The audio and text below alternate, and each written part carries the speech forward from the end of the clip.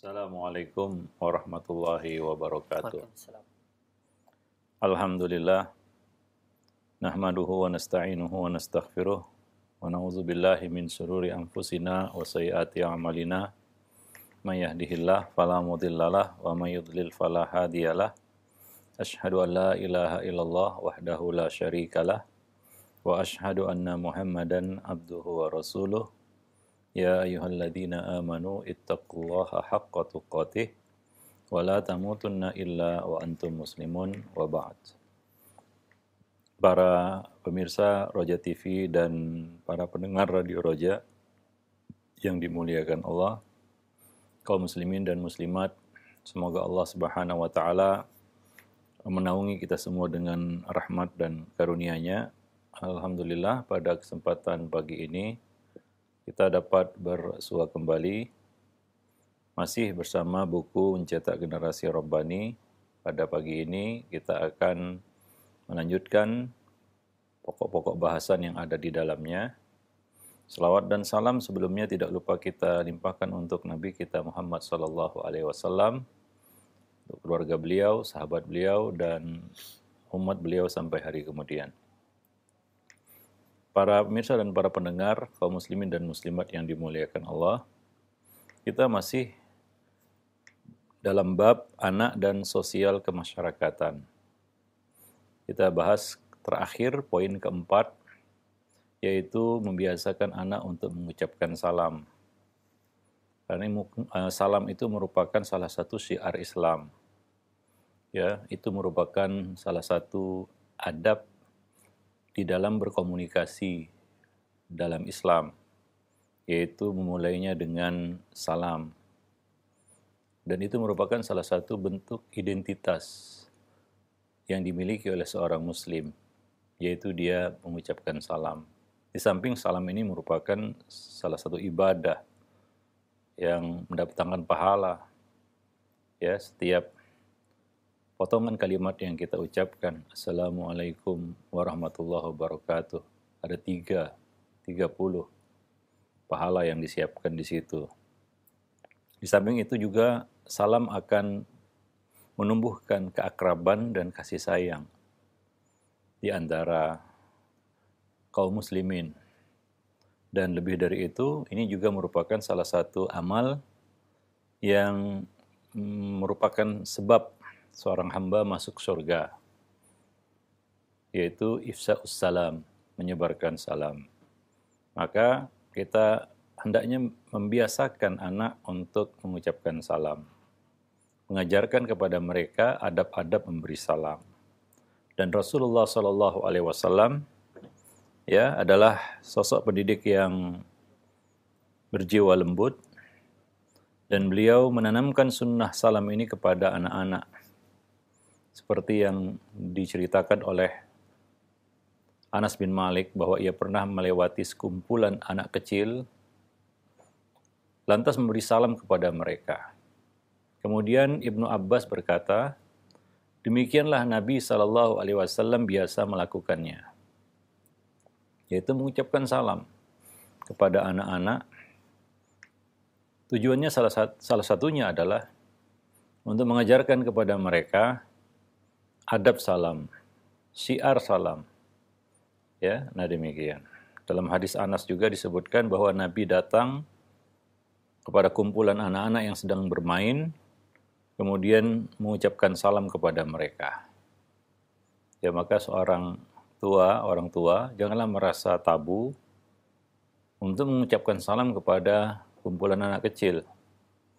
Ya, karena yang sedikit itu kaedahnya, itu adabnya memberikan salam kepada yang banyak. Wal qalil alal katsir. Ya, yusallimu raqib alal mashi wal mashi alal qa'id wal qalil alal katsir. Hendaknya yang berkendaraan memberi salam kepada yang berjalan kaki, yang berjalan kaki memberi salam kepada yang duduk, yang jumlahnya sedikit memberi salam kepada yang banyak. Nah, demikian. Dan juga disebutkan bahwa Nabi SAW pernah mengunjungi kaum Ansar. Lalu beliau mengucapkan salam kepada anak-anak Ansar, mengusap kepala mereka dan mendoakan kebaikan bagi mereka. Nah, ini salah satu yang dicontohkan Nabi SAW ya di dalam pendidikan, khususnya mendidik anak, yaitu mengajarkan kepada mereka, menunjukkan kepada mereka, memberi contoh kepada mereka syiar salam ini, sehingga mereka dari kecil sudah terbiasa akrab dengan syiar Islam ini, dan jangan diganti dengan yang lain, dengan ucapan-ucapan yang lain. Ya, Muslim dengan Muslim yang lainnya disatukan di seluruh dunia. Maka jangan menyempal ya dari kaum muslimin di seluruh dunia ini. Ya, kadang-kadang sebagian orang menggantinya dengan ucapan-ucapan yang lain dan mereka mengira itu lebih baik. Nah, ini ya merupakan salah satu bentuk kekeliruan, kesalahan dan fatal itu. Karena Allah telah memilih ucapan salam ini untuk mempersatukan kaum muslimin di seluruh dunia. Maka kaum muslimin di Indonesia jangan menyempal, lalu membuat salam sendiri begitu ya. Dan merasa itu lebih hebat daripada yang dimiliki oleh kaum muslimin sedunia gitu. Karena ada orang-orang yang lebih senang mengucapkan ucapan yang lain daripada ucapan salam ini. Ya, bahkan ada yang ya kita tidak tahu apa yang ada dalam pikirannya, menganggap ini adalah bentuk kearab-araban katanya. Ya, kita punya salam sendiri katanya. Nah, ini ya kita yang mengucapkan salam dari kaum muslimin itu bukan di Indonesia aja, seluruh dunia. Ya, dimanapun mereka berada, dari kutub utara sampai kutub selatan, dari barat sampai ke timur. Ya, maka ajarkan syiar salam ini kepada anak-anak. Dan sering kita ingatkan juga, mengucapkan salam ini jangan disingkat-singkat.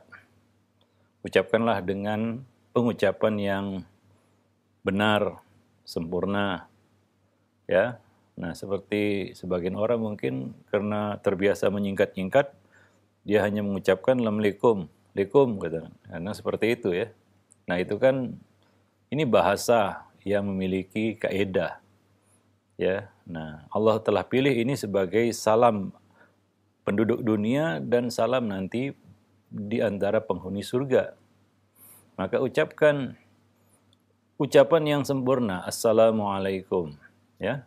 Dan kita berusaha untuk memfasihkan ucapan itu. Karena ini doa. Salam itu adalah doa. Kita mendoakan ya keselamatan, ya kemudian kita mendoakan barokah, mendoakan keberkahan, ya, dan kita mendoakan ya keselamatan bagi orang yang kita berikan salam, rahmat dan keberkahan, keselamatan, rahmat dan keberkahan. Ya, maka ucapkanlah dengan baik dan contohkan ini kepada anak-anak. Ya, nah jangan juga ini adalah amal lisan ya, maka tidak disebut salam kalau itu di dalam hati. Ya, sebagian orang salamnya dalam hati. Ya, ini tidak dikatakan amal. Tidak dikatakan salam, amal salam. Kenapa? Karena salam ini adalah zikir, doa yang harus diucapkan. Ya, didengar oleh lawan bicara kita. Maka jangan salahkan kalau lawan bicara kita tidak menjawab salam kita, kalau kita mengucapkannya sangat-sangat kecil suaranya. Bahkan cenderung itu cuma bergumam saja dia. Orang lain tidak mengerti apa yang diucapkannya.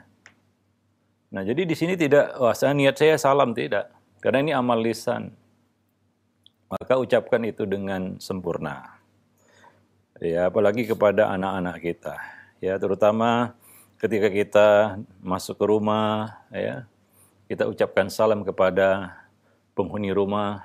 Ya, dan biasakan anak-anak ketika masuk rumah, ia mengucapkannya. Dan latih mereka untuk memulai salam. Karena kaedahnya juga, yusallimus shaghir alal kabir. Itu kita katakan normalnya ya, standar bakunya. Yang muda memberikan salam kepada yang tua. Tapi Nabi kadang-kadang memulai ucapan salam kepada anak-anak untuk mengajari mereka. Ya, untuk memberikan teladan kepada mereka, untuk membiasakan syiar ini kepada mereka. Pada dasarnya, ya, yang muda memberikan salam kepada yang tua. Wallahu a'lam bishawab. Tapi anak-anak kan belum mengerti dia, belum tahu mungkin juga ya.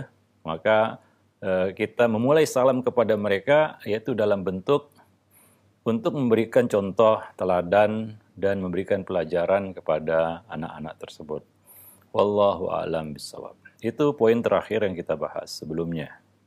Berikutnya adalah ya termasuk di antara bab sosial kemasyarakatan yang harus kita biasakan dan latih pada anak-anak adalah mengajak anak untuk bersilaturahim. Sehingga dia suka menyambung silaturahim. Dia perlu juga tahu ya familinya, karib kerabatnya, sanak keluarganya. Misalnya paman bibinya ya. Dia harus tahu itu. Keluarga dekat maupun keluarga jauh, dia harus tahu. Ya, sehingga dia bisa menyambung silaturahim nantinya. Ya, mungkin setelah kita tidak ada. Ya, tentunya silaturahim ini harus tetap disambung. Kalau dia tidak tahu dan tidak pernah diajak, bagaimana dia tergerak untuk bersilaturahim? Ya, maka ajak anak untuk berkunjung ke rumah sahabat atau sanak famili kita. Apalagi mereka adalah orang-orang soleh misalnya. Ya, apalagi kita tahu bahwa sahabat kita tersebut memiliki anak juga dan memiliki visi dan misi yang sama dengan kita di dalam mendidik anak. Ya, ini terhitung juga untuk mencari lingkungan dan pergaulan yang baik untuk anak-anak kita. Ya, maka coba ajak mereka untuk mau bersilaturahim. Ya, masalah kita hari ini adalah banyak anak-anak itu yang tidak mau diajak untuk bersilaturahim ke rumah keluarga-keluarganya, karib kerabatnya. Dia lebih memilih untuk tinggal di rumah dan tidak senang ya, tidak ada minat untuk berkunjung gitu. Ini anak-anak sekarang ini salah satu problem yang kita hadapi. Mereka tidak begitu gemar untuk diajak bersilaturahim. Ya mungkin ini dulu. Ini mungkin ada pengaruhnya dengan tersedianya gadget dan media sosial sehingga merasa itu sudah cukup. Padahal lain ya. Di sini kita bersilaturahim itu dengan mengunjungi, saling mengunjungi, ya, mendatangi. Ya, karena beda itu. Kalau kita bersilaturahim, saya sudah bersilaturahim melalui kita katakan media sosial atau melalui alat telekomunikasi, itu beda. Tidak sama. Ya, kalaulah memang jauh, berbeda pulau misalnya, mungkin alat itu bisa membantu kita untuk bersilaturahim. Kita bisa telepon atau kita bisa WA call sekarang ini kan begitu ya. Atau kita katakan media-media kita komunikasi lainnya. Ya, tapi kalau itu bisa kita jangkau, misalnya masih dalam satu kota, masih dalam satu tempat, bahkan mungkin cuma beda komplek saja, ya, sebelah-sebelahan komplek, atau bahkan masih dalam satu komplek. Lalu mencukupkan silaturahim itu dengan media sosial ataupun alat komunikasi itu kayaknya tidak tepat ya. Ya, nah demikian. Karena ada hal yang tidak bisa kita lakukan melalui gadget, nggak bisa. Misalnya apa? Berjabat tangan. Kita datang mengunjunginya, menjabat tangannya. Ya, itu bisa menggugurkan dosa-dosa kita seperti gugurnya dedaunan dari rantingnya, dari pohonnya. Nah demikian. Ya kita bisa melihat langsung kondisinya. Karena kalau kita video callan sekalipun, kita kadang-kadang nggak bisa melihat secara langsung ya. Nah demikian. Dan setiap langkah yang kita ayunkan untuk mendatangi saudara kita itu, kalau itu niatnya lillah, maka itu akan ya menambah pundi-pundi pahala kita. Dan malaikat mendoakan. Ya, nah itu tidak akan terjadi kalau kita bersilaturahim lewat HP. Beda itu. Maka ya kadang-kadang anak-anak ini ya malas ya untuk diajak bersilaturahim. Ya, untuk mengenal saudara-saudaranya. Karena sekarang ini ya kita katakan banyak anak-anak itu bahkan tidak tahu paman bibinya. Ya, tidak tahu sanak keluarganya yang dekat apalagi yang jauh, ya. Nah, demikian. Maka perlu itu supaya dan juga kita bisa menjelaskan tentang kita katakan susunan mahram ya ataupun mahram-mahramnya ya. Nah, ini mahramnya, ini bukan mahramnya dan lain sebagainya melalui silaturahim. Jadi banyak sekali dan kita juga bisa ya bertukar hadiah, memberi dan menerima. Memberi hadiah kita kalau bisa bertandang bersilaturahim kita bawa hadiah buah tangan, kan begitu ya. Nah demikian. Walaupun kita katakan silaturahim ini ya tentunya ada jadwalnya, ya bukan tiap hari kita datangi, ya saudara kita dia juga akan terganggu tentunya ya. Nah demikian. Wallahu alam bishawab. Jadi coba kita katakan buat waktu ataupun buat jadwal untuk bersilaturahim dan ajak anak, jangan hanya kita dan istri kita saja. Anak-anak kalau bisa ikut dan dia bisa berkenalan dengan ya orang-orang yang terikat ya dia dengan mereka melalui kita. Ya, karena salah satu bentuk bakti yang bisa dia lakukan nanti setelah kita wafat adalah menyambung silaturahim dengan orang-orang yang terhubung melalui kita. Ya, nah demikian. Wallahu alam bishawab. Nah, maka ini perlu dibiasakan ya. Mengajak anak untuk mengunjungi saudara-saudara kita. Nah demikian. Wallahu a'lam bishawab. Nah, demikian juga ya ketika kita berkunjung ke rumah saudara kita, ya kita bisa bertukar ilmu ya ataupun memberikan sesuatu yang bermanfaat. Mungkin saudara kita itu, karib kerabat kita itu perlu bantuan ya berupa nasihat ya dan kita bisa berdakwah juga di situ. Ya, kita bisa berdakwah, kita bisa memberikan nasihat. Mudah-mudahan banyak kebaikan yang bisa kita raup ya dari kunjungan yang syar'i itu, yaitu mengunjungi karib kerabat kita. Wallahu a'lam bishawab. Para pemirsa dan para pendengar yang dimuliakan Allah.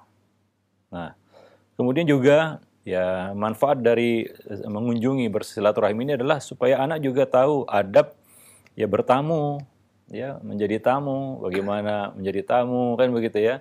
Ya bagaimana berada di rumah orang lain. Kadang-kadang anak itu nggak pernah dibawa keluar, sekali dibawa keluar, waduh, repot orang tuanya. Nah kalau dia tahu anaknya seperti itu, mungkin perlu dia poles nanti di rumah. Kemudian diajak lagi berkunjung sudah berubah anak itu. Ya kadang-kadang kita nggak tahu ya bagaimana adab anak kita kalau bertamu. Nah, sekali diajak bertamu, belum pernah diajak keluar ini. Sekali diajak bertamu, waduh, semua berantakan dibikin ya, olehnya. Nah, demikian. Artinya apa ini? Ada hal yang perlu kita bereskan dari anak kita. Sehingga dia tahu ada bertamu itu bagaimana. Duduk di tempat yang sudah disediakan, ya. Ada sebagian anak itu ya bersikap manis ketika bertamu ke rumah orang lain. Dia tidak keliaran. Ada anak yang begitu masuk macam rumahnya sendiri. Ya memang tuan rumah mengatakan ya anggaplah rumah sendiri, tapi ya tentunya itu kan basa-basi yang perlu kita ketahui batas-batasnya. Ya, nah demikian. Mungkin anak-anak bisa dimaklumi sekali, tapi 2 kali jangan. Nah kalau setiap bertamu seperti itu tak ada perubahan, ini artinya tidak ada pendidikan. Ya, nah, ya kadang-kadang tuan rumah karena anak-anak ya dimaklumi ya. Ya dia nggak bisa marah juga kan begitu ya. Walaupun dia senyum kecut saja mungkin kan gitu ya, dia takut barang-barangnya berantakan ataupun berpecahan kan begitu ya. Nah, cuma ya kita sebagai orang tua juga harus mengevaluasi, pulang ke rumah itu dibenahi. Sehingga kita ajak kembali anak kita untuk bertamu, dia sudah tahu adab-adabnya, udah berubah itu. Nah demikian ya, wallahu a'lam bishawab. Tentunya ini perlu kita katakan ya kesungguhan dari orang tua ya untuk menanamkan kesadaran untuk bersilaturahim pada anak. Wallahu a'lam bishawab. Baik. Karena banyak ya saya katakan tadi, ya, mohon maaf banyak anak-anak yang ya kita katakan tidak terbersit dalam hatinya untuk bersilaturahim. Bahkan cenderungnya menolak ya untuk bersilaturahim. Nah, ini tentunya satu krisis yang perlu kita perbaiki. Wallahu alam. Yang keenam, mendorong anak agar memilih teman yang baik. Di sini perlu campur tangan orang tua. Orang tua harus wajib ikut campur di sini. Tidak tepat kalau kita katakan biar dia cari temannya sendiri. Ya, salah itu. Kalau anak-anak ya. Nah, kalau sudah dewasa kita nggak bisa ikut campur lagi. Kalau misalnya dia sudah dewasa, sudah balik, sudah menjadi remaja, baru kita ikut campur, nah itu telat namanya, terlambat. Ya, mungkin dia akan kesel, marah sama kita karena kita intervensi dia di dalam pergaulannya. Sudah susah itu diomongi kalau anak sudah dewasa. Baru kita katakan, ya kita ceramahi dia tentang memilih pergaulan yang baik, teman yang baik. Ya kadang-kadang mental ucapan kita itu. Jadi perlu dibuat pondasinya dari kecil. Jika dia tahu dari kecil bahwa dia harus berteman dengan teman-teman yang baik, menghindari teman-teman yang buruk. Ya. Nah, di situ kewajiban orang tua untuk campur tangan. Karena kalau sudah dewasa, ya kita mau campur tangan dalam urusan pergaulannya, ya kadang-kadang dia menyepelekan kita juga, anak itu. Dia menganggap itu bukan urusan kita, karena dia sudah dewasa. Tapi ketika dia anak-anak, disitulah kita mengajarinya, menuntunnya, membimbingnya untuk bisa memilih teman yang baik. Kalau perlu kita yang memilihkannya, supaya dia mengerti, wah saya nggak boleh ini. Ya, ayah saya, ibu saya tidak membolehkan saya bergaul dengan si fulan dan si fulan. Dan mendorong saya untuk bergaul dengan si fulan dan si fulan. Ya maka kadang-kadang orang tua perlu ya, kadang-kadang menyilakan teman-temannya main ke rumah, misalnya. Untuk apa? Untuk memantau. Ya, oh ini tidak baik, kata-katanya kasar, kalimat-kalimat yang keluar dari lisannya tidak sopan misalnya. Nah, itu bisa kita, atau ini punya kecenderungan suka mengganggu misalnya. Ya kadang-kadang sebagian anak itu tidak dapat pendidikan dari orang tuanya. Lalu ketika anak kita bergaul dengan anak-anak seperti ini, mereka akan ketularan. Ya, maka ya kita juga punya kita katakan tugas untuk memilih teman-teman yang baik untuk anak-anak kita. Nah, demikian para pemirsa dan para pendengar yang dimuliakan Allah. Nah, Nabi mengatakan dalam sebuah hadis ya, pengaruh pergaulan itu. Nabi mengatakan innama matsalul jalisis salih wal jalisis su kama kahamilil miski wa nafikhil kir. Perumpamaan teman yang baik dengan teman yang buruk seperti penjual minyak wangi dan pandai besi. Ya, fahamilul miski imma ayyuhdiyaka wa imma an tabta'a minhu wa imma an tajida minhu rihan thayyibah. Adapun penjual minyak wangi, dia akan memberikannya kepadamu, atau kamu bisa membeli darinya, atau kamu bisa juga mendapatkan aroma wanginya. Ya, cipratan aromanya saja itu sudah nyaman kita, kan begitu ya. Nah, itu kita katakan penjual minyak wangi. Wa nafikhul qir imma ayyuhriqa thiyabak wa imma an tajida rihan khabithah. Adapun pandai besi, boleh jadi apinya membakar pakaianmu, percikan apinya bisa membakar pakaianmu, atau kamu mencium bau busuk darinya. Ya, yaitu kita akan kecipratan buruknya. Ya, kadang-kadang kita kena getahnya istilahnya. Ya, dari teman-teman yang buruk ini. Ya, maka Nabi berpesan kepada kita, ya al-mar'u ala dini khalilih falyandur ahadukum may khalil. Ya, seorang itu mengikuti kebiasaan teman dekatnya, maka perhatikan siapa yang menjadi teman dekatmu. Dan Nabi juga berkata, la tusahib illa mu'mina. Janganlah bersahabat kecuali dengan orang-orang yang mukmin, para pemirsa dan para pendengar yang dimuliakan Allah. Nah, anak harus tahu ini.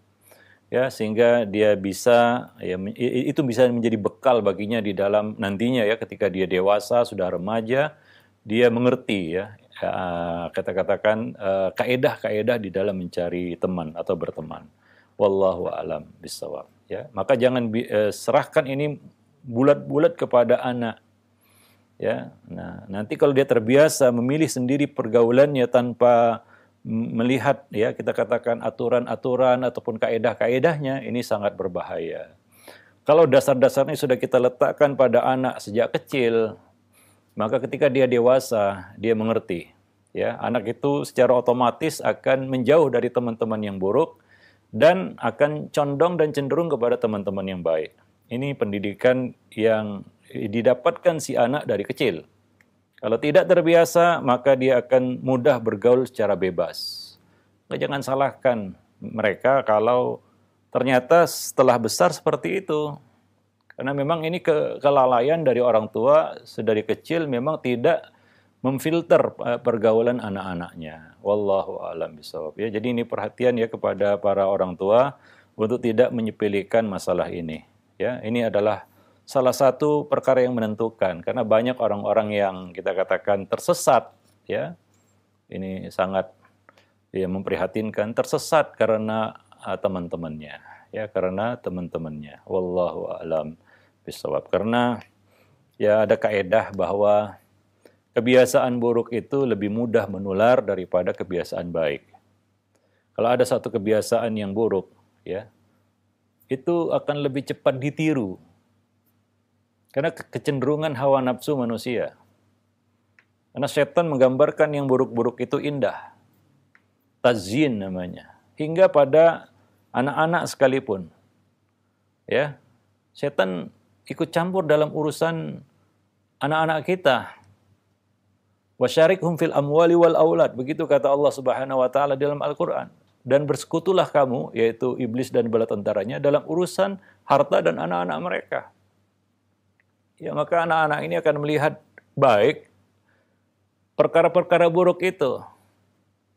Ya, nah demikian sehingga mereka menirunya.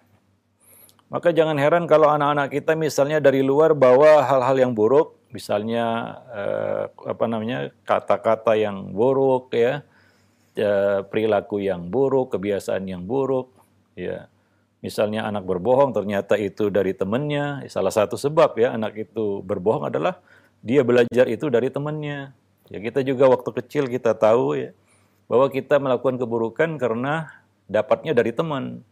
Banyak anak-anak yang merokok misalnya, dari mana dia tahu merokok? Dari temannya. Rata-rata. Bahkan yang lebih buruk dari itu yaitu sampai anak itu mencoba narkoba itu juga dari temannya.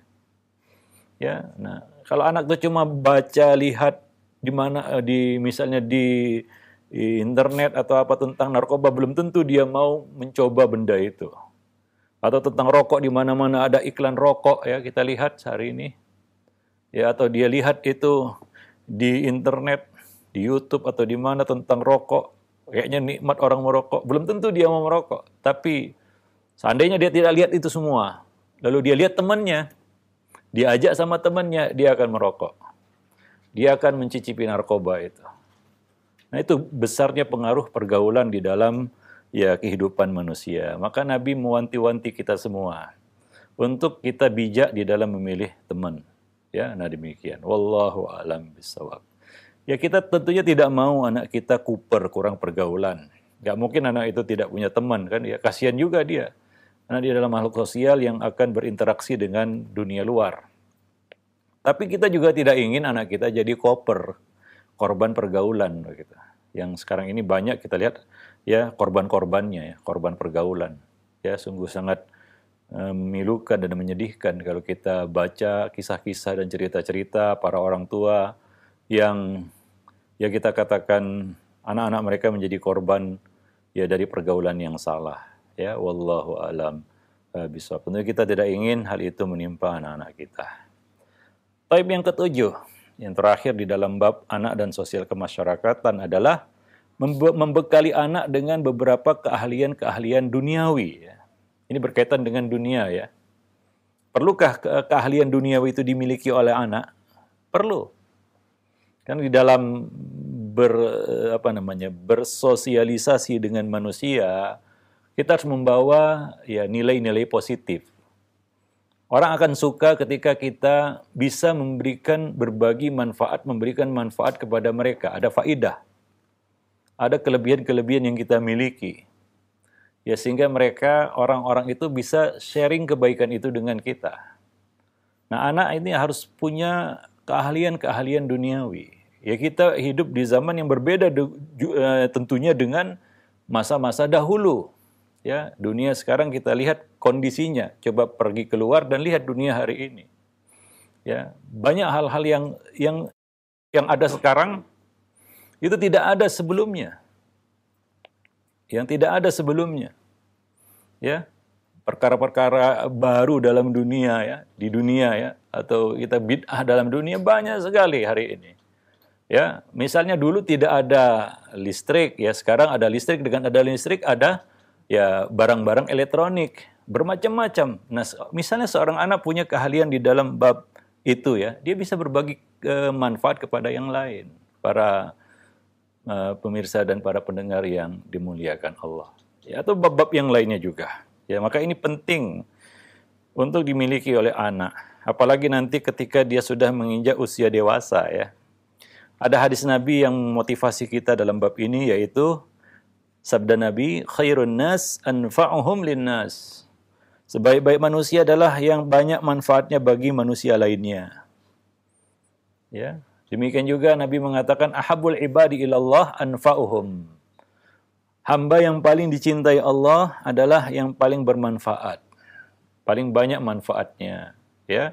Nah, demikian. Wallahu a'lam bishawab. Tentunya ini perlu ya kita katakan lihat juga bakatnya, ya kita katakan ketertarikannya, talenta yang dia miliki, kemana yang kita bisa gali hal-hal positif darinya.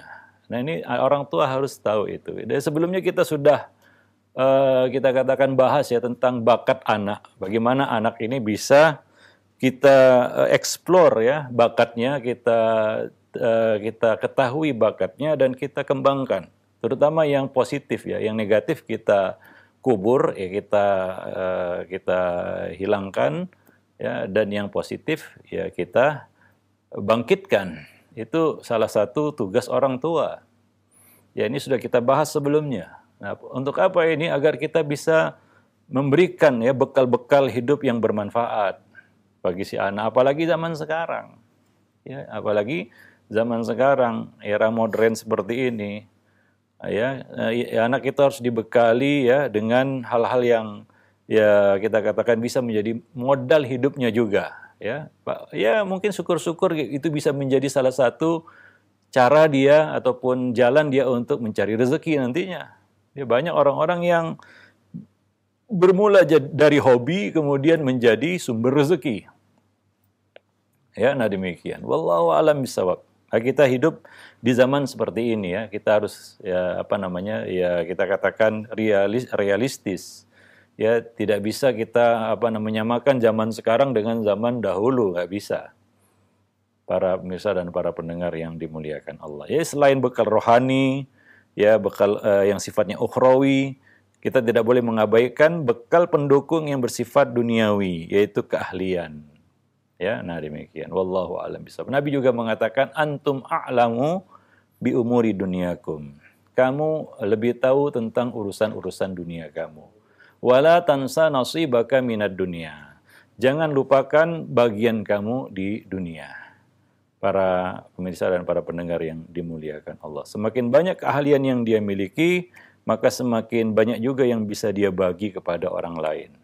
Ya, kita juga senang misalnya seorang anak punya banyak keahlian ya. Ya, kita berharap ya dia bisa menjadi anak yang berguna ya, bagi orang lain. Ya. Nah, sebagian anak ada yang tidak tahu apapun yang bisa dibuatnya. Dia tidak tahu apa yang bisa dibuatnya. Ya, nah demikian. Wallahu a'lam bishawab. Ya, tentunya kita ingin ya kita itu bisa menanamkan ihsan pada anak-anak kita. Innallaha katabal ihsan ala kulli syai'. Allah telah mewajibkan, mengharuskan ihsan ya di dalam segala sesuatunya. Yaitu ya kita katakan keahlian, profesionalisme di dalam melakukan pekerjaan-pekerjaan, tugas-tugas ataupun apapun itu. Ya, wallahu a'lam bishawab. Nah, terutama hal yang ya kita katakan dianjurkan Nabi ya, misalnya ya ketangkasan, ya beberapa ketangkasan dan permainan seperti berkuda, berenang, memanah ya, itu sifatnya olahraga. dan yang lainnya yang dibolehkan di dalam syariat, ya. Kadang-kadang sekarang ini ya ada namanya olahraga, ya. Ya, misalnya juga bela diri, ya, dan ya bergulat dan lain sebagainya untuk kesehatan jasmaninya juga dan untuk ketangkasannya, ya. Nah, demikian. Itu dia menjadi modal hidupnya juga. Wallahu a'lam bishawab, ya. Nah, kadang-kadang kita terhubung ya dengan orang lain melalui hobi, ya. Ya, hal-hal yang ya kita katakan di luar ya kita katakan konteks agama. Misalnya kita bisa terhubung dengan seseorang karena satu pekerjaan, ya, satu kita katakan hobi misalnya, ya. Nah, demikian. Wallahu a'lam bishawab. Taib, para pemirsa dan para pendengar yang dimuliakan Allah, itulah ya kita katakan 7 perkara yang bisa kita berikan kepada anak untuk menumbuhkan kesadaran bersosialisasi dengan manusia, ya, hubungan sosial kemasyarakatannya dengan manusia, dengan lingkungan sekitarnya. Ya, mudah-mudahan dia tidak tumbuh menjadi anak yang orang sekarang bilang antisosial, ya, antisosial, ya, tidak mau berinteraksi dengan orang. Kadang-kadang anak juga tidak tahu tetangganya siapa, ya, karena dia tertutup, ya. Jadi muncullah ya sekarang ini manusia-manusia yang kita katakan eksklusif, ya. Ya sudahlah, dia asing dengan agamanya, lebih asing lagi karena dia tidak memiliki pergaulan ya dengan tetangga sekitar, ya. Nah, bertegur sapa aja kadang-kadang tidak tahu. Nah, demikian. Berbahasa basi itu perlu. Bagaimana anak itu bisa berbahasa basi hingga bisa mengawali sebuah komunikasi dengan orang lain. Jangan menunggu saja. Sebagian anak ada yang pasif, artinya apa? Tidak berkomunikasi dengan orang lain kalau tidak dimulai. Mungkin dia tidak tahu bagaimana mengawali suatu komunikasi. Ya, maka sering kita katakan ya, bahwa berbicara itu perlu dilatih. Beda dengan menangis dan tertawa, itu tidak perlu dilatih. Ya. Nah, demikian. Maka orang gila bisa menangis, bisa tertawa, tapi komunikasi nggak bisa dia. Ngacau dia, kan begitu ya. Nah, demikian. Maka itu perlu kita ajarkan juga. Salah satu keahlian yang juga kita berikan kepada anak, yaitu dia bisa kita katakan berkomunikasi dengan baik. Khususnya ya mengawali sebuah komunikasi. Ya, nah kadang-kadang sebagian anak ada keahlian di situ ya. Ya, dia ada saja bahan-bahan yang dia bisa mulai anak. Misalnya dia mulai dengan pertanyaan kan begitu ya. Nanti ujung-ujungnya melebar berbicara. Ada sebagian anak itu yang bisa berkomunikasi dengan orang dewasa. Layaknya dia orang dewasa. Ya, nah demikian. Ada anak yang pasif, ya orang tuanya bilang pendiam. Ya hati-hati dengan sifat ini, pendiam. Mungkin karena ketidakmampuannya untuk berkomunikasi. Anak perlu diajari berkomunikasi, berbicara. Wallahu a'lam bishawab. Nah, demikian. Itu saja mungkin yang bisa kita sampaikan dalam kesempatan pagi ini. Ya, berikutnya kita akan sampai pada bab berikutnya, yaitu persiapkan anak untuk dakwah.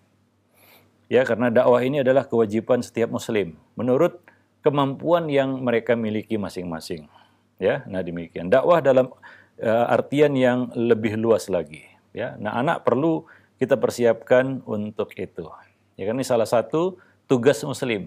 Muslim ya, suka tidak suka, tahu tidak tahu, sadar tidak sadar, dia adalah ya kita katakan seorang dai, juru dakwah, pendakwah kepada orang lain. Tidak dengan lisannya, dengan perbuatannya. Ya, wallahu a'lam. Taib, itu saja. Aku qouli hadza astaghfirullah li wa lakum lisairil muslimin. Innahu huwal ghafurur rahim. Nah, baik. Syukron jazakallahu khairan atas materi yang telah disampaikan di kesempatan pagi hari ini. Mudah-mudahan ini menjadi ilmu yang bermanfaat, ilmu tambahan bagi kita semua dalam pendidikan keluarga yang mudah-mudahan Allah mudahkan dalam pendidikan tersebut sehingga menjadikan anak-anak kita menjadi anak-anak yang soleh dan solehah. Baik, selanjutnya kami buka sesi soal jawab. Silahkan bagi Anda, para pemirsa ataupun pendengar yang ingin mengajukan pertanyaan di layanan pesan singkat, ya, yang tentunya disesuaikan dengan bahasan kita di kesempatan pagi hari ini. Yang pertama, Ustaz, ada pertanyaan dari Ummu Faiz yang berada di Tangerang. Assalamualaikum warahmatullahi wabarakatuh. Ya, Ustaz, bagaimana dengan kata-kata dari seorang pendidik yang katanya berteman itu boleh dengan siapa saja, jangan suka pilih-pilih teman, tapi jangan dicontoh yang jeleknya, karena katanya kita tidak tahu suatu saat kita membutuhkan teman tersebut. Ya, ya ini menyalahi kita katakan dasar-dasar yang diletakkan Nabi ya. Seperti misalnya tadi kita sampaikan hadis almar'u ala dini khalili la tusahib illa mu'minan, dan banyak lagi sebenarnya hadis-hadis Nabi yang mengarahkan kita untuk bijak di dalam memilih teman. Artinya harus dipilih, teman itu harus dipilih ya. Nah, demikian. Bukan bebas, dibebaskan, ya itu harus dibedakan antara berkenalan dengan berteman. Nah, ini kadang-kadang sebagian orang keliru di sini ya.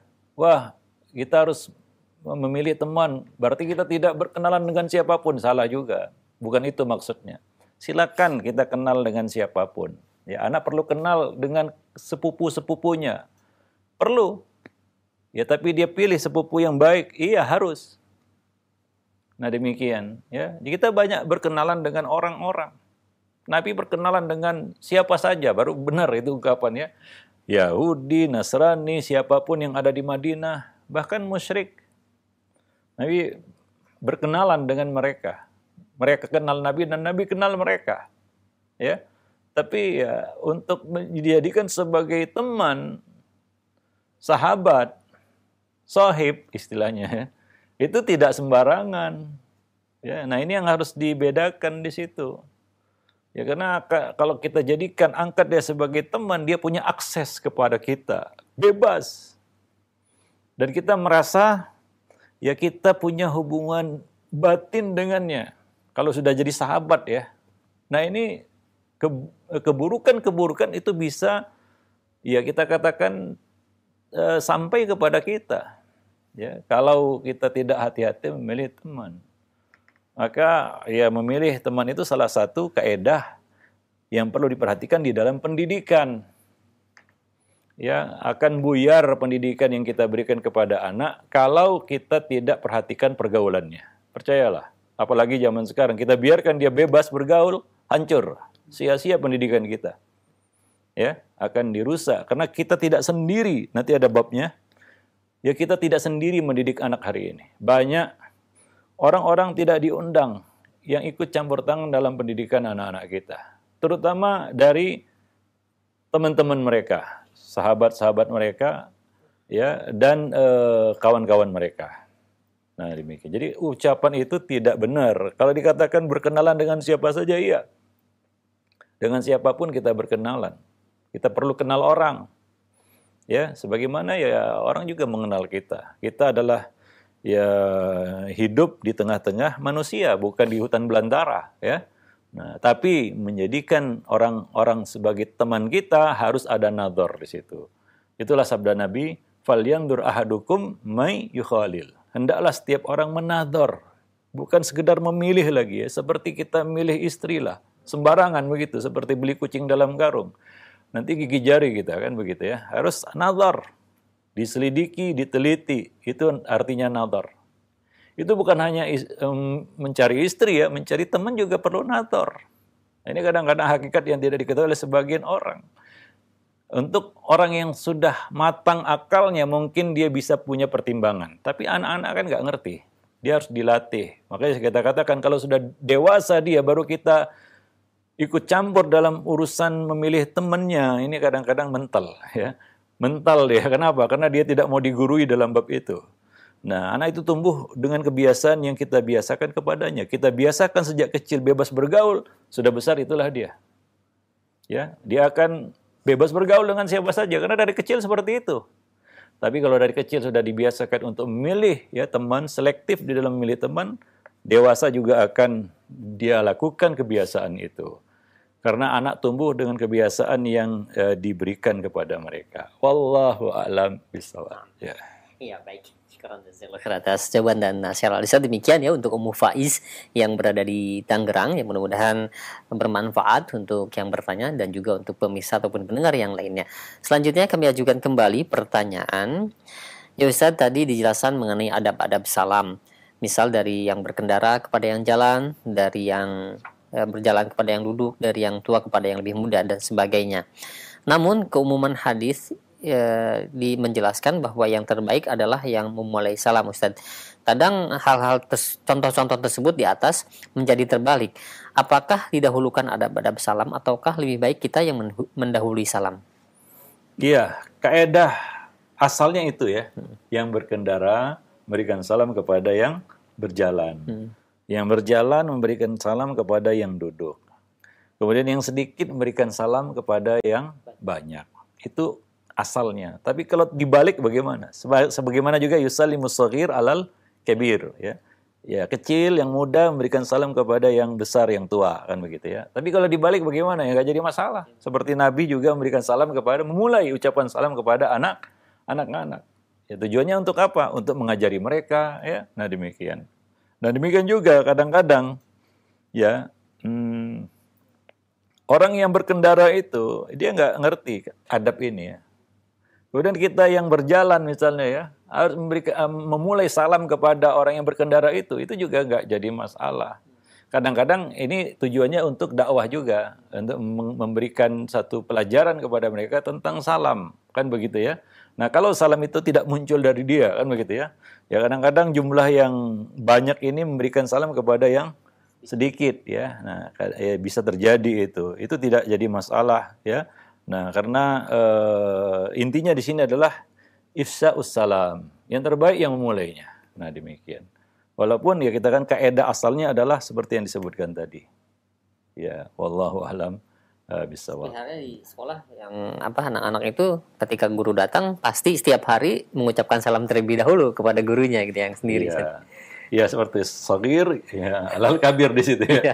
Nah kan bukan di situ kadang-kadang ya antara qalil dengan kathir. Ya. Qalil di sini yang tua, kathir yang muda. Ya. Artinya apa?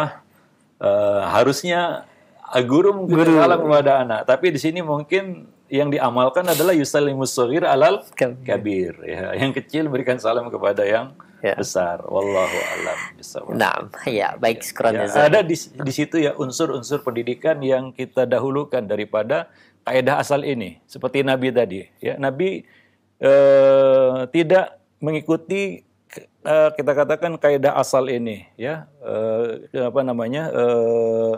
Yaitu yang muda memberikan salam kepada yang tua, ya. Tapi Nabi membaliknya, Nabi memberikan salam kepada mereka. Karena di sini ada unsur pendidikan, ada tujuan lain yang kita inginkan. Wallahu a'lam bishawab. Taib. Ya, syukran jazakallahu khair atas jawaban Ustaz ya. Demikian. Baik, selanjutnya kami ajukan pertanyaan. Ada beberapa pertanyaan yang sama ini. Di antaranya dari hamba Allah yang berada di Aceh dan penanya yang lainnya. Terkait nasihat bagi para orang tua Ustadz yang kehilangan anaknya. Di sini diceritakan bahwa ada anak yang meninggal di usia 14, 27, 4 tahun dan 7 tahun.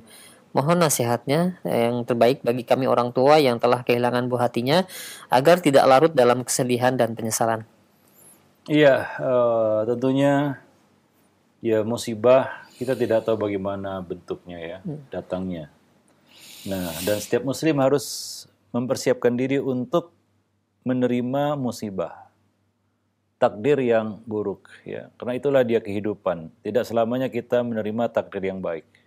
Ketika terjadi takdir yang buruk, kita harus ingat bahwa selama ini kita telah dipuaskan dengan takdir yang baik. Sehingga terimalah takdir yang buruk yang tidak terjadi setiap hari. Apa setiap hari kita kehilangan orang yang kita kasih? Tidak. Ya, tapi setiap hari kita mendapatkan takdir yang baik.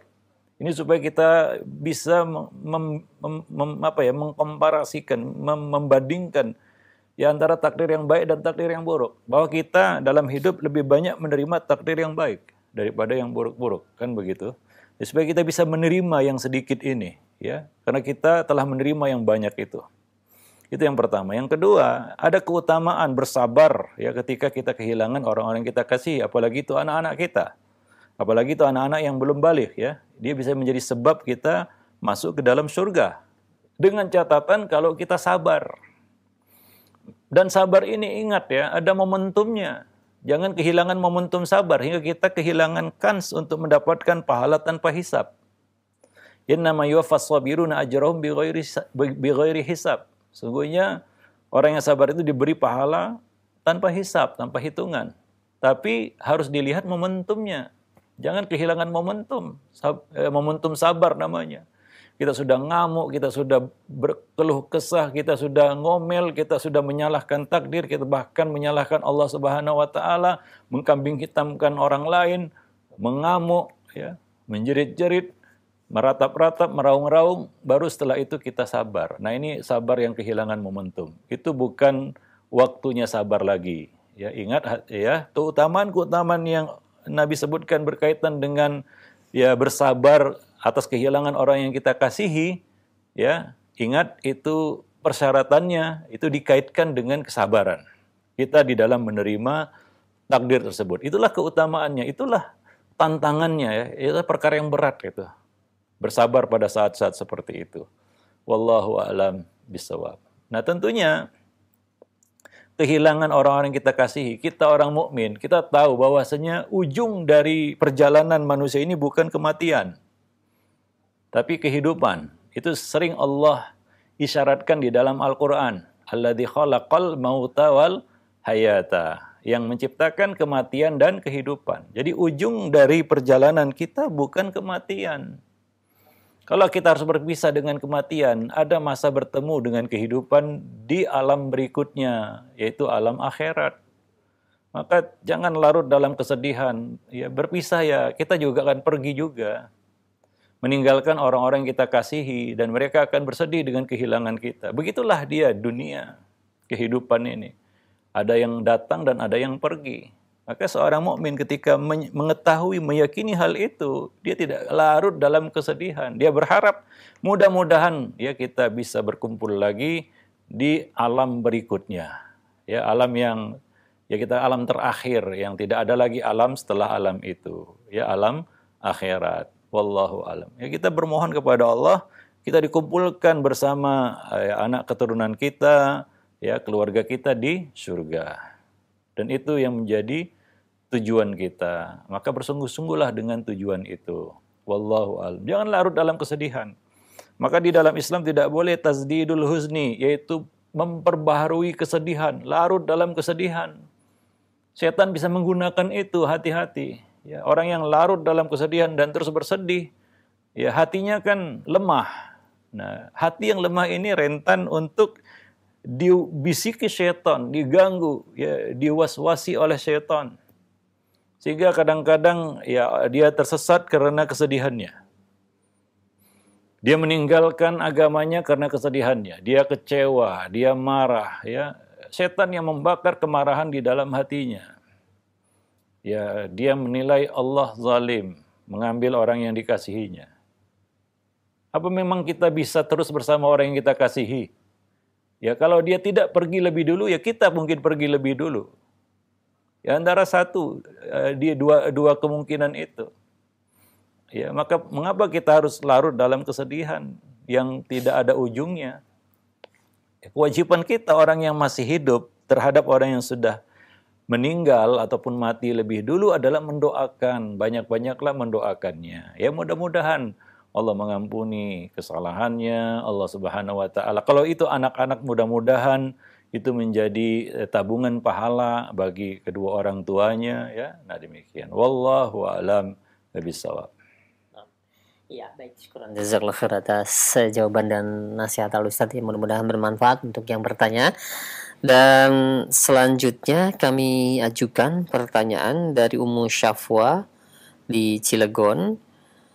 Ya Ustaz, mohon nasihatnya cara mendidik anak remaja akhwat, yang dimana zaman sekarang tentunya sangat besar sekali fitnahnya, dan bagaimana pula cara mengatur bersosialisasi dengan para tetangga dan anak-anak lingkungan, sedangkan kita mengetahui lingkungan kita di sekitar kita itu tentunya banyak yang kurang baiknya, Ustadz. Mohon nasihat. Iya, anak remaja ya. Ini kalau sudah remaja memang itu rangkaian ya. Kalau kita bicara anak ya, lalu kita bicarakan langsung remaja ya.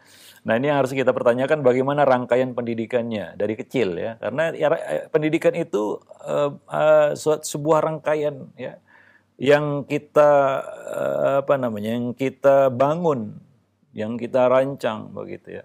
Tidak dadakan udah besar baru kita omongi segalanya, ya itu nggak, mustahil juga itu ya. Nggak bisa juga, nggak berjalan juga itu. Nah, seperti obat ya. Kalau kita diberi obat oleh tabib ya, sinse ataupun dokter, apa mungkin sekaligus kita telan itu semua obat itu dengan harap langsung sembuh begitu? Jangan-jangan kita mati gitu ya karena obat itu, karena kita telan sekaligus semuanya. Kan ada kita katakan periodenya ya. Nah, ini diminum 2 kali sehari, 1 kali sehari, jangan lewati dosis itu dan dilakukan terus-menerus. Barulah kita mendapatkan kesembuhan. Demikian juga pendidikan. Pendidikan itu kan pengobatan juga. Ya, mengobati rohani ya jiwa manusia dengan pendidikan. Maka nggak bisa dadakan sekali dosis selesai semua, nggak bisa. Maka kalau kita bicara remaja, itu sangat erat kaitannya dengan rangkaian pendidikan yang kita berikan dari kecil. Nah, kalau judulnya adalah nasi sudah jadi bubur, kan gitu ya. Dulu kita lalai, ya dulu kita nggak tahu, nggak ada ilmunya, tiba-tiba ya sudah dewasa, anak itu tiba-tiba sudah jadi remaja, ya kemudian kita harus memberikan hal-hal yang wajib kita berikan kepadanya setelah dia jadi remaja, ya namanya nasi sudah jadi bubur ya. Pertama ya kita harus akui kesalahan kita itu, kelalaian kita. Kita minta ampun kepada Allah, ya, bertobat, ya, minta ampun kepada Allah, ya. Itu tahu diri kita bahwa kita salah. Jangan merasa jadi orang tua yang nggak pernah merasa salah begitu ya. Terus disalahkan si anak. Ya, ketika pendidikan kita mulai anak itu dari usia dewasa, ya, kita baru nge-push pendidikan kepadanya, begini begitu, pecah juga kepalanya. Kalau dia melawan, kalau dia tidak menerima, jangan buru-buru salahkan si anak. Ya mungkin ini ya kita harus berkaca kepada diri kita. Waduh, memang saya telat, memang saya lalai, memang saya tidak tahu, jahil dulu. Itu harus diakui. Ya, mudah-mudahan Allah memudahkan urusan kita selanjutnya. Tapi kalau kita orang yang nggak tahu diri, bahkan mungkin nggak tahu malu juga dan tidak mengakui kesalahan-kesalahan itu dan menimpakan kesalahan itu sama orang lain, yaitu anak kita sendiri, ya terasa berat oleh mereka untuk memikul itu. Ingat tadi ya, pengobatan itu nggak bisa sekali makan kita telan semua obat kita sembuh, enggak. Bahkan kita bisa mati karena obat itu, bukan sembuh dari penyakit. Banyak anak-anak yang patah, ya, kita sebut patah dia. Kenapa? Karena orang tua menjamak pendidikannya di remaja. Usia remaja baru semua. Wah, ya siapa yang mampu seperti itu untuk menerima itu semua? Ya, nah ada orang tua nggak mau disalahkan begitu. Ya saya sudah mengajar yang baik kepada anak, tapi ya sudah remaja ini. Seperti tadi pergaulan. Ya, setelah remaja baru kita omongi tentang pergaulan. Mental. Ya tidak semua anak bisa menerima kata-kata itu dan terbiasa dengan apa yang kita katakan itu. Karena dari kecil dia bebas memilih temannya.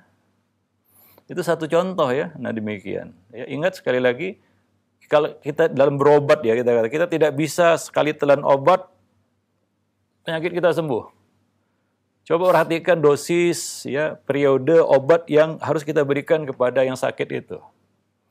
Ya barulah penyakit kita itu sembuh. Nah, demikian. Wallahu a'lam bishawab. Maka kalau judulnya sekali lagi ya, nasi sudah jadi bubur, maka ya kita harus berbesar hati juga ya. Kita juga harus memaklumi kondisi, ya, berharap kepada Allah, ya supaya ya apa yang kita berikan walaupun terlambat itu bisa ya mengena di hati mereka. Karena beda ya menghadapi orang yang sudah sempurna akalnya dengan anak-anak, ya itu beda. Ya wallahu a'lam bishawab. Maka ya perlulah sering bertanya ya orang-orang tentang anak-anak apakah perlu dipondokkan dari kecil. Saya kira ya tidak ada pendidikan yang lebih baik daripada pendidikan yang diberikan oleh orang tua kepada anak. Ya, kalau bisa ditempel dari kecil ditempel, jangan dilepas kan begitu ya. Nah itu lebih menenangkan hati kita. Ya kalau perlu ya anak itu lebih bagus mondok, mungkin kita harus berkorban dekat dengan anak misalnya, pindah kota atau dekat kepadanya. Ya walaupun itu tidak mudah kan, karena sebagian orang terkendala dengan pekerjaannya. Wallahu a'lam bishawab. Zaman sekarang sudah dimudahkan, kalau dulu mungkin pondok-pondok itu terbatas, hanya di beberapa kota saja. Sekarang sudah ada di semua kota. Mungkin ini lebih memudahkan kita. Ya, itu salah satu kita katakan sisi positif, banyaknya menjamurnya pendidikan-pendidikan Islami, pondok-pondok Islam di berbagai kota di Indonesia. Ya, jadi tidak perlu harus pergi nyebrang pulau kan. Kalau dulu ya harus ada sebagian harus nyebrang pulau dari kecil sudah masuk pondok, bahkan usia TK, SD kita pun tidak tega melihatnya ya. Nah, seperti anak terbuang begitu, ya, jauh dari sentuhan kasih sayang orang tuanya. Kasihan kita melihat anak-anak seperti itu. Nah, wallahu alam bisawab. Nah, ya yang intinya adalah ya tetaplah kita berusaha ya, berikhtiar walaupun itu terlambat, seperti kata orang, lebih baik terlambat daripada tidak sama sekali. Walaupun itu tidak mudah lagi. Ya memberikan pengertian, ya ngomongi anak yang sudah remaja itu tidak mudah. Ya karena mereka sudah terbentuk dengan kebiasaan mereka dari kecil. Makanya saya katakan tadi, ini berkaitan dengan rangkaian pendidikan yang diberikan dari kecil. Ya itu ada mata rantainya dia ya. Kalau tidak ada hubungannya ini agak repot ini ya. Ada missing link istilahnya, ya rantai yang terputus. Gitu. Tiba-tiba anak itu dikejutkan dengan hal-hal yang tidak terbayangkan olehnya dari kecil. Dia tuh terkejut juga ya. Tiba-tiba kok orang tua saya seperti ini kan gitu ya. Dulu nggak seperti ini ya. Anak aja terkejut ya, apalagi kita gitu ya. Kita pun kadang-kadang ya seperti itu tadi ya. Orang tua juga harus berbesar hati juga. Artinya dia harus kesatria misalnya. Ya mengakui kesalahannya di depan anak. Kalau perlu ya. Anak ini sudah dewasa, sudah ngerti dia. Ya, nah, ketika ada segala sesuatu ya, kemarin juga kita bicarakan itu ya, ya di apa namanya, kalau kita mulai itu dengan maaf, itu biasanya komunikasi lebih cair. Ya, tidak ada salahnya orang tua minta maaf sama anak, terutama berkaitan dengan kewajiban-kewajiban orang tua. Ya. Yang terlalaikan, mungkin karena ketidaktahuan atau tahu tapi sengaja diabaikan, yang jelas kita lalai. Maka tidak ada salahnya ya, orang tua minta maaf kepada anak sebagai bentuk kebesaran hati ya, sifat kesatria. Dan anak juga ya, ini sudah dewasa, remaja, dia sudah mengerti. Kalau anak-anak ya kita nak minta maaf, mungkin dia nggak ngerti ya, dia molongo aja. Kenapa orang tua saya minta maaf kepada saya? Anak-anak ini remaja dia udah mengerti, wah dia tahu ya, bahwasanya ini adalah akibat dari satu kesalahan yang terjadi ya ketika mereka masih kecil. Dan itu pelajaran juga bagi mereka nantinya kalau punya anak keturunan ya, punya anak, yaitu mereka tidak telat memberikan pendidikan kepada anak-anak mereka, kan begitu ya. Wallahu a'lam bisawab. Ya, mungkin sampai di sini dulu pertemuan kita pada pagi ini ya. Mudah-mudahan bermanfaat. Aku qouli hadza, astaghfirullah li wa lakum lisairil muslimin innahu huwal ghafurur rahim.